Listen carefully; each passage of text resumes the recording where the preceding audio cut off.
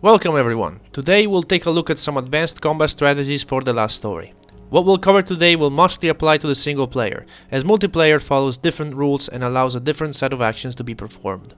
Without further ado, let's begin. Dodge versus block.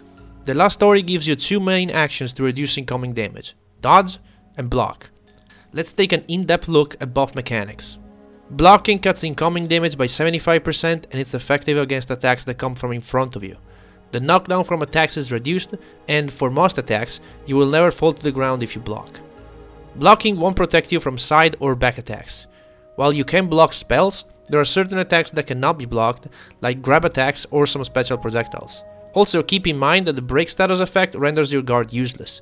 You can still raise your guard and do the animation, but you will still take damage as if you were not blocking. Dodging cuts damage by 50% and is effective no matter the direction the attack comes from. Knockdown is completely nullified as you get the so-called super armor during the entirety of the dodge animation. Anything in the game can be dodged, and break does not impact your ability to dodge at all. Now, hearing this, it seems like dodging has less drawbacks than blocking, right? But in reality, blocking is usually a far superior choice to dodging. Not only you take less damage while blocking, but it's also easy to enhance that boost through some weapons and armors. Nothing makes dodging better, it's always a 50% reduction no matter your equipment. So you should really try blocking over dodging. But when is dodging useful? Well, you want to dodge against attacks that you cannot block, or if you're under the break status, obviously. But sometimes it's good to dodge when you want to take advantage of the super armor that you get. For example, an ogre always attacks twice, and its attacks have a big knockback value. If you block both of them, it will be hard for you to get close to attack before it swings again.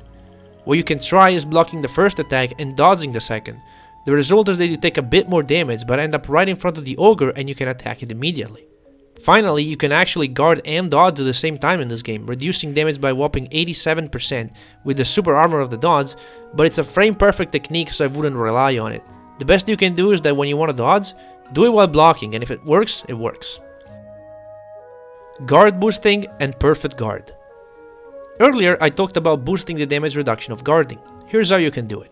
First, weapons. There are 5 weapons that reduce your damage while guarding: the Defender, the Chaos Blade, the Paladin, the Wisdom Dagger, and the Magic Dagger.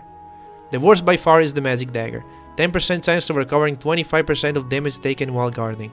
It's an average of 2.5 added reduction per attack. Next comes the Paladin. Every time you block, 10% of the damage taken is converted into HP, which means you are reducing all damage by 10%. Next comes the Wisdom Dagger, 25% of taking no damage while guarding. It's an average of 20% added reduction per attack, however it's not as consistent as the 10% of the Paladin, so it's only better over many attacks. Next is the Chaos Blade, a 30% reduction if you're at max spirit, and a netted 0.5% HP regeneration per second. As long as you have max spirit, this weapon shines for defensive builds. But for the best tanking weapon, we have the Defender, a staggering 75% reduction and a 10% of taking no damage at all.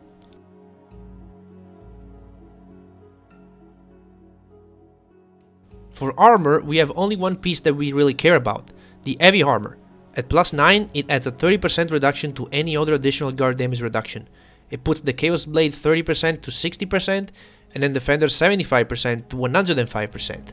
This last combination is especially interesting, because with a damage reduction of 105%, it means that all damage will be cut, resulting in 0 damage every time, assuming you can block the attack. I made a short video a while ago where I was blocking the strongest attack in the game and taking 0 damage. So yeah, if what you're looking for is a survivability, Defender plus 5 and heavy armor is the way to go. Magic Guard. Most of you know that you can bounce spells back at enemies once you obtain guard counter. Just wait for the target line to flash white, hold guard, and look at the spell being flung back at the caster. But before you can do that, there's something else you can do to guard against spells, which is called Magic Guard. The input is actually the same as the guard counter, just hold guard when the target line shines white. The spell will bounce off your weapons and you will take no damage. It's not a counter, but can really help in the early game if you can't stop a mage from casting. Vaulting small enemies. If you play this game enough, you might have noticed how sometimes you randomly vault over small enemies and hit them in the back. While it seems to be random, there is a way to force a similar behavior anytime you want. First of all, you can only do it on humanoid enemies like Reptids, Gruks, Knights, Bandits, Skeletons, and so on. It won't work on big enemies like Ogres or bosses, the one exception being the Reptid Gladiator and Stoneblades. Anyway, vaulting those enemies is pretty simple. First you have to approach them from the front or the side. It doesn't work from behind. Second, you need to input a roll in the direction of the enemy while directly standing next to it, aka touching the enemy. Third, the enemy must be in a vaultable state, which means standing on 2 feet, even if it's guarding. If it's on the ground because it took a heavy hit or is trying to get up, it won't work and you'll end up just doing a roll. If all criteria meet, you'll vault over the enemy. You can even interrupt attack animations by doing this. For example, if a Reptile Gladiator slams his shield in front of him to prepare a charge, you can quickly vault it to cancel it. You can't do it when the charge is already started, but you can prevent it from starting it. After you vault, you have 2 options. If you hold guard during the vault, you'll end up facing the enemy, allowing you for an easy back attack. If you don't hold guard, you'll simply end up behind it, and you can keep doing whatever you want. It's a very useful technique to stop an enemy from guarding and get an easy back attack, which, as you may or may not know, does 10% more damage. Self-chain attacks. You might be wondering why sometimes you seem to get chain bonuses by attacking alone, and sometimes you need someone else to attack with you to get them, right? Well, the reason is that in the first case, you're chaining with the damage of a magic circle. Basically, if an enemy is standing within one of your magic circle and is taking damage from it, then you can do those so-called self-chains without needing another party member. All bosses are fully immune to this, but some tougher normal enemies like cougars or crabs are not. And this is one of the mechanics we abuse to defeat the cougars in Mysterious Forest with a low-level party. Unfortunately, this has very little practical uses, but it's nice to know it's there so you can use it whenever possible. Saving lives with retreat. The retreat command. The command that all characters have no matter what, unless you're fighting this guy, and players don't seem to use that much. It's unfortunate because it's a very powerful command that can save lives if used correctly. Retreat makes the affected character jump to the nearest healing circle or healer.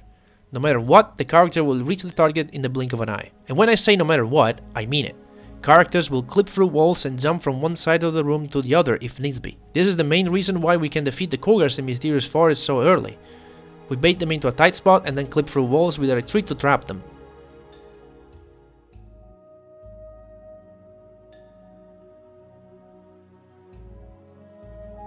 Usually characters will search for a heal circle on their own when they drop below half HP, but they will never get close to a healer to wait them to cast the circle if there's no circle on the ground. You can prevent this by using retreat. Have low HP and the healed circle is too far?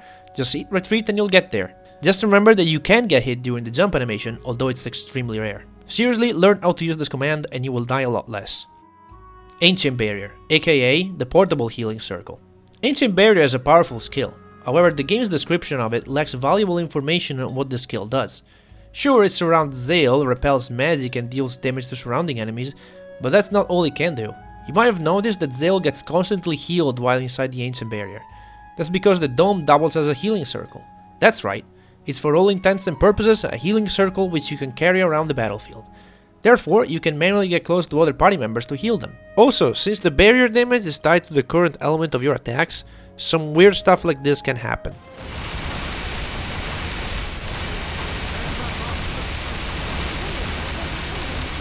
But there's another property of Ancient Barrier that the game doesn't tell you about.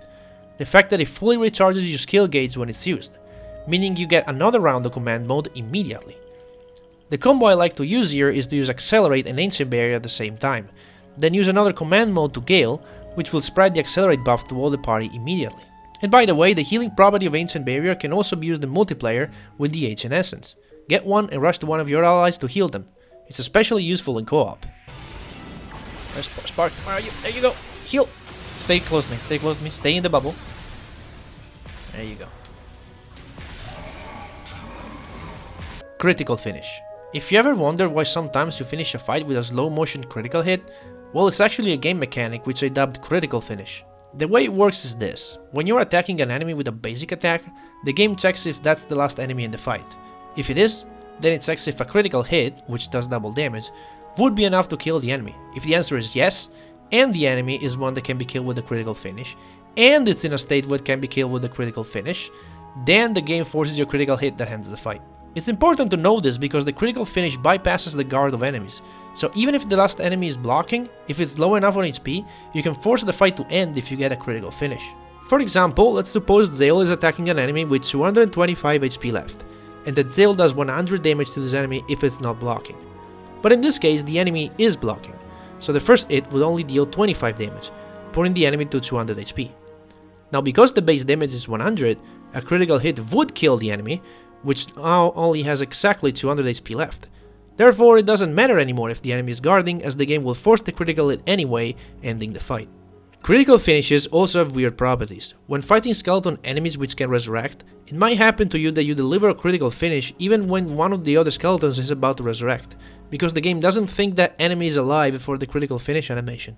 Also, because time doesn't stop during the critical finisher animation, if you're standing within a damage circle during it, it's possible for you to run out of HP while in the animation. It's extremely rare, but believe it or not, it can happen.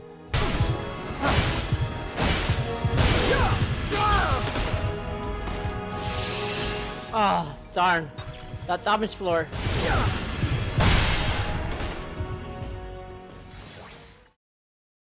That's all I have for this video. I hope you learned something new that can help you through this game. Some of these tricks are especially useful on New Game Plus. Like the video if you liked it, disliked it if you didn't, leave a comment if you want, and as usual, see you all in the next one.